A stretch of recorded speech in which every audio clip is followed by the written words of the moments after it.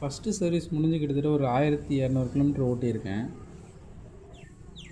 ஆனால் அதுக்குள்ளே பார்த்தீங்கன்னா இன்ஜின்லேருந்து ஆயில் வர மாதிரி வந்துக்கிட்டே இருக்குது. இது பல்சர் N160 தான். ஃபஸ்ட்டு சர்வீஸ் முடிஞ்சதுக்கப்புறம் பார்த்தீங்கன்னா லைட்டாக அந்த இடம் வந்து ஆயிலாக இருக்கிற மாதிரி இருந்துச்சு. கொஞ்சம் கொஞ்சமாக அந்த இடம் ஃபுல்லாக நல்லா ஆயில் வெளில லீக் ஆகிற மாதிரி இருக்குது. ஒருவேளை E20 பெட்ரோல் போடுறதுனால இது மாதிரி ப்ராப்ளம் வருதா என்னன்னு சொல்லிட்டு தெரியல. ஆனால் அந்த இடம் ஃபுல்லாக ஒரு மாதிரி அழுக்காய் கருப்பு கலரில் ஆயிருக்கு. அந்த ஒயர் வந்து இன்ஜினில் கனெக்ட் ஆகிருக்கிற இடத்துல பார்த்தீங்கன்னா ஏதோ பிளாக் கலர் இன்சுலேஷன் டேப் மாதிரி தான் அடிச்சிருக்காங்க. ஒருவேளை அது மாதிரி இருக்கிறதுனால அது வழியாக லீக் ஆகுது என்னன்னு தெரில. யாராவது மெக்கானிக் இருந்தால் டேக் பண்ணுங்கள். அவங்க என்ன இஷ்யூஸ் பார்த்துட்டு சொல்லிட்டோம்.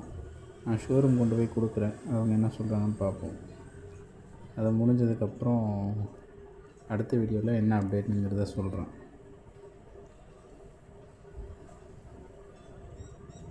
ஓகே மக்கள்ஸ், தேங்க்ஸ் ஃபார் வாட்சிங். Please subscribe.